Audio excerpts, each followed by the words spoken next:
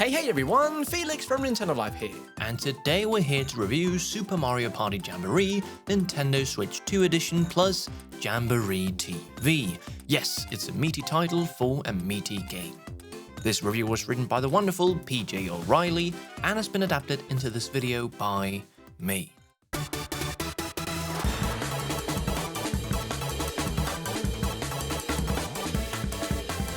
We weren't expecting to give Super Mario Party Jamboree a big juicy 9 out of 10 when we sat down to play it for its initial release on Switch. And returning to the game for this Switch 2 edition, we were a little worried that perhaps we'd gotten a bit excited. A 9? Surely not. Anyway, long story short, and after several raucous hours spent refamiliarizing ourselves with the core board game aspects involved here, well, 2024 us were 100% right. Jamboree is absolutely excellent stuff, provided what you're looking for is fun, frantic, family-friendly entertainment that's full of surprises and activities to get everyone involved. For those who haven't yet played the game, there's a ton of content to dig into here, which helps justify the beefy Switch 2 price tag. Whilst for those who are upgrading from the OG game, we reckon that you're easily getting your money's worth for what is a highly entertaining addition to the core package. So, let's start off with a brief recap of Super Mario Party Jamboree for those who've yet to play it. With a core party experience that's the best it's ever been in the series, this is a delightful thing to stick on an evening with a bunch of pals or family members. The rules to the core board game is a simple dice-based fare that anyone can follow, and the new Jamboree buddy characters who pop out to aid you from time to time are a fun addition too. Rounds can be a little long, running up to around 90 minutes, but we stand by our opinion that they actually feel super quick when you're playing, as Nintendo has done a great job of keeping the momentum going with clever boards, minigames, and random aspects that keep everyone in with a fighting chance to the end. The final rounds of a match up the ante just enough to ensure you end on a high note for the most part as well. With 7 boards to play on, most of which have moving parts such as trains and race cars to take into account, and extras such as the excellent Bowser's Kaboom Squad, the messy but also excellent Kooplathon, plus a few other throwaway modes, you've got yourself a proper party to be getting on with. There are a few options for younger players to get involved too, and you can even set handicaps to give kids, or anyone else who wants it, a boosted start in terms of stars. The minigames in the base game are uniformly great, with a really nice mix of activities and games that can be filtered so that you can drop any that you're not keen on. With local and online co-op and multiplayer, and a bunch of other modes thrown in for good measure, our review verdict of best Mario Party yet still holds true.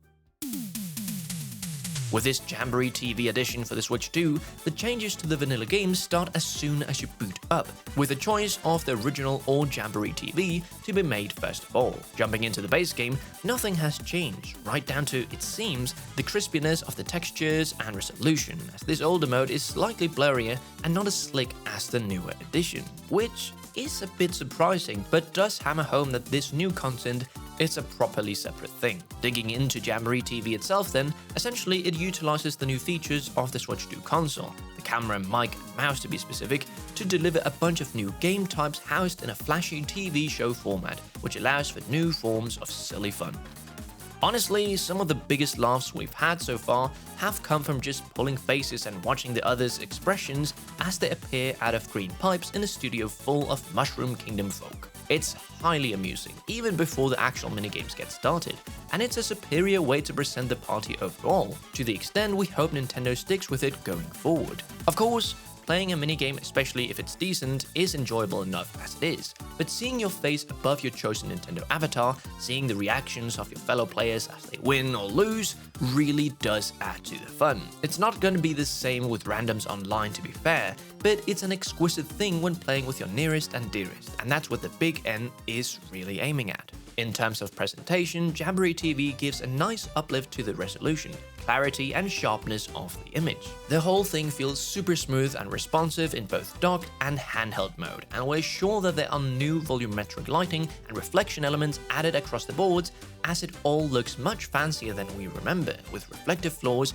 and all sorts of futuristic things like that. Getting started with your Switch 2 camera, which we weren't looking forward to because we're lazy that way, is actually a breeze. Simply have it plugged in whilst the game is running, and it'll whiz you and any other players through a quick setup which shows off how clever this new tech is. Set all the players within the frame of your single console camera, and each detected face gets a little colored circle which can be used to zoom and set everyone's face position individually. You don't even have to be sitting close to one another particularly. It's very quick and easy to get sorted, and the game then separates you out so that your faces can be used in interesting ways, such as recording and holding highlights and other things of this nature, all to give it a TV show feel. We can imagine for people with long distance between family members, this could be a really great way to make things feel more involved when playing online, which is nice. On to the new minigames then, and there are a whole bunch of mouse mode and microphone based activities to dig into. The mic stuff, which is made up of things like a rhythm game where you clap to the icons instead of the usual pushing of buttons, alongside some shouting games, a new genre we just invented where you make loud noises to raise and lower a balloon,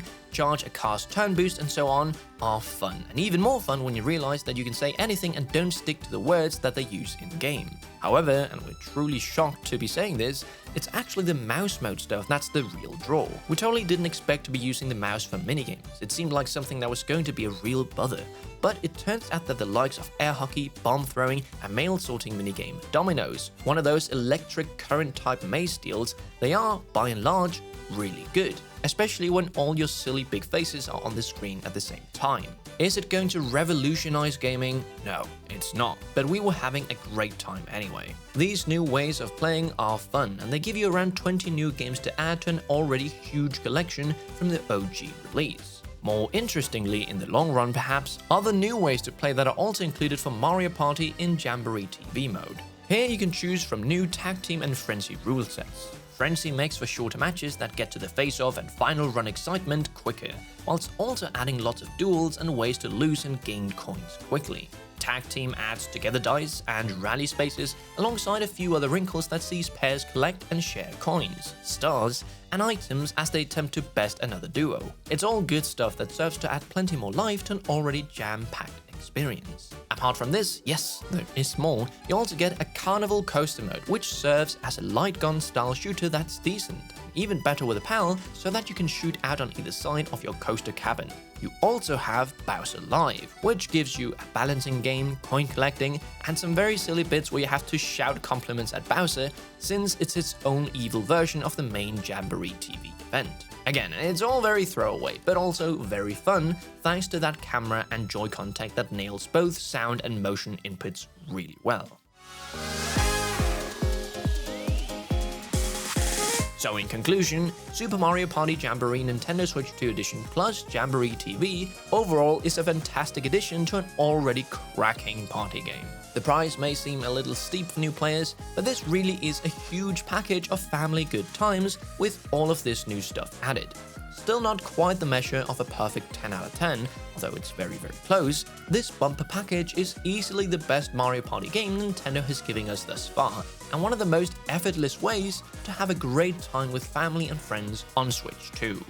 We here at Nintendo Live give Mario Party Jamboree Nintendo Switch 2 Edition plus Jamboree TV for the Nintendo Switch 2 a 9 out of 10.